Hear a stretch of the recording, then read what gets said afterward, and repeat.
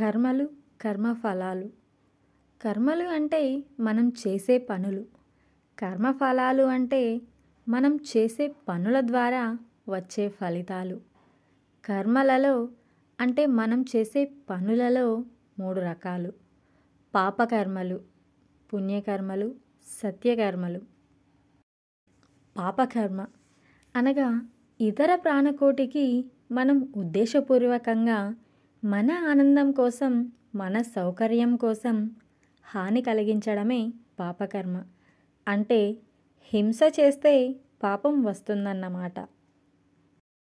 పుణ్యకర్మ ఇతర ప్రాణకోటికి మనం ఏదైనా ఆశించి గుర్తింపు కోరుకుంటూ చేసే సేవ పేరే పుణ్యకర్మ. నేను అన్న భావనతో సేవ చేస్తే పుణ్యం వస్తుంది. సత్యకర్మ ఇతర ప్రాణకోటికి మనం ఏదీ ఆశించకుండా మరియు ఏదీ గుర్తింపు కోరుకోకుండా చేసే నిస్వార్థ సేవ పేరే సత్యకర్మ. ఏమీ ఆశించకుండా నిష్కామంగా చేసే సేవ వలన సత్యకర్మ ఫలితం వస్తుంది. సృష్టి యొక్క నియమం ఏమిటంటే ఎవరు ఏది చేస్తే దాని ప్రతిఫలం వారు అనుభవించవలసి ఉంటుంది.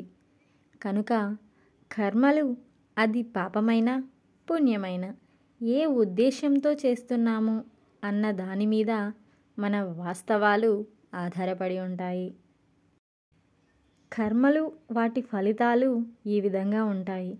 హింస ద్వారా పాపకర్మ వస్తుంది, తద్వారా రోగం అనుభవించవలసి వస్తుంది. సేవ ద్వారా పుణ్యకర్మ వస్తుంది, తద్వారా భోగం అనుభవించవలసి వస్తుంది.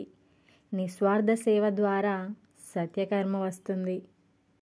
పూర్వకాలంలో మన పెద్దలు ఏమనేవారంటే కుడి చేతితో చేసే సహాయం ఎడమ చేతికి తెలియకూడదు అని అనేవారు. పూర్వకాలంలోని పెద్దలు ఏ జన్మలో పాపం ఈ జన్మకొచ్చింది అని అంటూ ఉంటారు.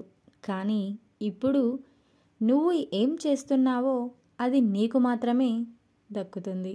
నువ్వు చేసే పాపమైనా సరే, నువ్వు చేసే పుణ్యమైనా సరే.